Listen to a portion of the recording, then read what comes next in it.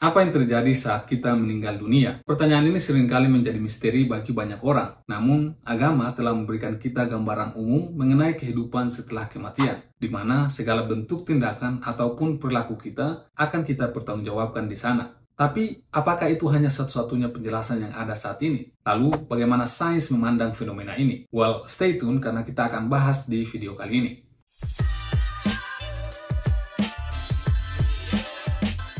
Selama hidup di dunia, manusia memperoleh energi dengan cara mengkonsumsi makanan yang ada di sekitar kita. Makanan yang kita makan mengandung kalori yang merupakan satuan untuk energi. Saat kita makan, kalori ini diserap oleh tubuh kita dan diubah menjadi energi. Sebagian besar energi dalam diri kita berada dalam bentuk energi kimia yang tersimpan dalam lemak, protein, dan karbohidrat yang tersimpan dalam jaringan maupun dalam cairan tubuh kita. Sekitar 20% dari berat tubuh kita berada dalam bentuk lemak, dan sekitar 15% dalam bentuk protein, dan sekitar 2% dalam bentuk karbohidrat. Semua ini adalah bentuk energi kimia. Jumlah yang tersisa sekitar 60% adalah air dalam tubuh kita yang tidak menyimpan energi kimia. Selama kita hidup dan bergerak, tubuh kita akan terus-menerus mengkonversi energi kimia yang ada dalam tubuh kita dalam bentuk karbohidrat seperti glukosa menjadi panas dan energi kinetik yang digunakan untuk menggerakkan otot-otot seperti jantung, lengan, dan kaki kita. Gerakan ini pun pada akhirnya akan dikonversi menjadi energi panas. Semua energi dalam tubuh kita memainkan peran yang sangat krusial dalam menjaga suhu tubuh kita agar tetap hangat sekitar 37 derajat Celcius. Hal ini disebabkan karena memang tubuh kita memerlukan suhu yang tepat untuk bisa berfungsi dengan baik. Perlu diingat bahwa setiap jenis energi, apakah itu energi listrik, kinetik, energi suara, bahkan energi nuklir sekalipun, pada akhirnya akan diubah menjadi energi panas. Hal ini berlaku bahkan setelah Anda meninggal dunia. Jadi apa yang terjadi setelah Anda meninggal dunia? Well, tentu saja lengan dan kaki Anda bakal berhenti bergerak. Jantung yang berfungsi memompa darah ke seluruh tubuh Anda berhenti berfungsi. Energi listrik yang ada pada sistem saraf Anda pun ikut berhenti. Yang artinya, Anda sudah tidak bisa lagi mengkonversi energi kimia yang tersimpan dalam tubuh Anda menjadi bentuk energi lainnya. Selain itu, Anda juga sudah tidak bisa lagi menjaga suhu tubuh Anda agar tetap berada pada suhu 37 derajat Celcius, yang pada akhirnya membuat suhu tubuh Anda mulai menurun dan menyesuaikan diri dengan suhu sekitarnya, yang biasanya merupakan suhu ruangan. Itulah yang membuat tubuh orang yang meninggal terasa dingin saat kita menyentuhnya. Padahal sebenarnya itu terjadi hanya karena perbedaan suhu antara tubuh mayat dengan tubuh kita yang masih hidup, yang cenderung berada pada suhu 37 derajat Celcius. Nah, saat mayat dikremasi atau dibakar, energi dalam tubuhnya akan berubah bentuk menjadi energi panas, yang kemudian menghangatkan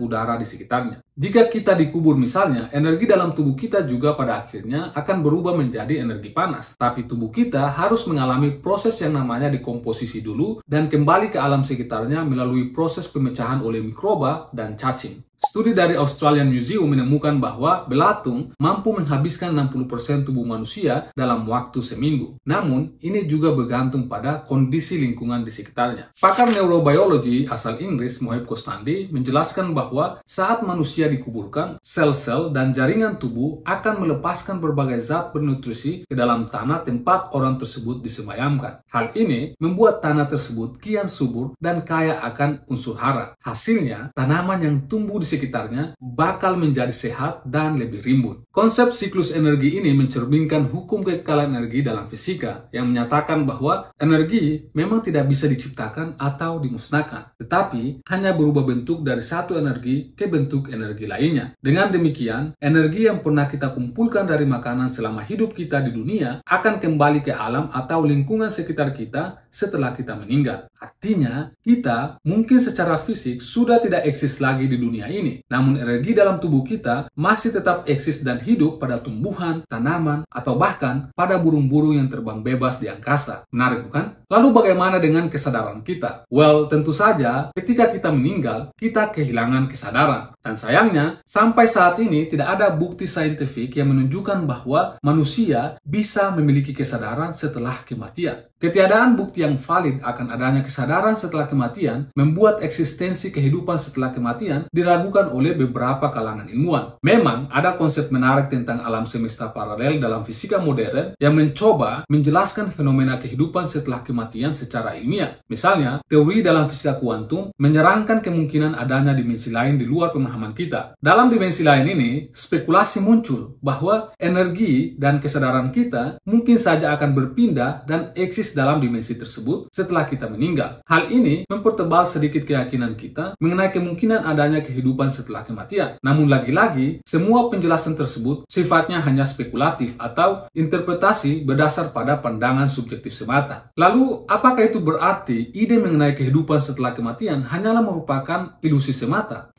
Belum tentu juga, karena faktanya belum ada satu orang pun yang bangkit dari kematian dan mengatakan bahwa tidak ada kehidupan di sana. Stephen Hawking misalnya, yang waktu masih hidup meragukan adanya kehidupan setelah kematian pun tidak bangkit dari kuburnya untuk membuktikan keraguannya. Tentu saja, agama-agama samawi memang percaya akan adanya kehidupan akhirat. Di sisi lain, ada juga beberapa agama yang memang tidak memiliki konsep mengenai kehidupan setelah kematian. Apalagi orang-orang ateis yang bahkan tidak percaya dengan eksistensi Tuhan. Intinya semua tergantung pada keyakinan kita masing-masing. Yang terpenting bagi saya adalah bahwa kita harus bisa menerima kematian sebagaimana mestinya. Karena itu mendorong kita untuk bisa memanfaatkan hidup kita sebaik mungkin. Saat kita menyadari bahwa hidup memiliki batas waktu, kita bakal lebih fokus untuk berkarya, membantu orang-orang di sekitar kita, menghindari gosip yang tidak bermanfaat, dan tentunya mengejar mimpi-mimpi kita yang tertunda. Cukup sekian, saya Muin Banyal. Salam apapun itu untuk ilmu pengetahuan, dan jangan mati sebelum meninggalkan karya.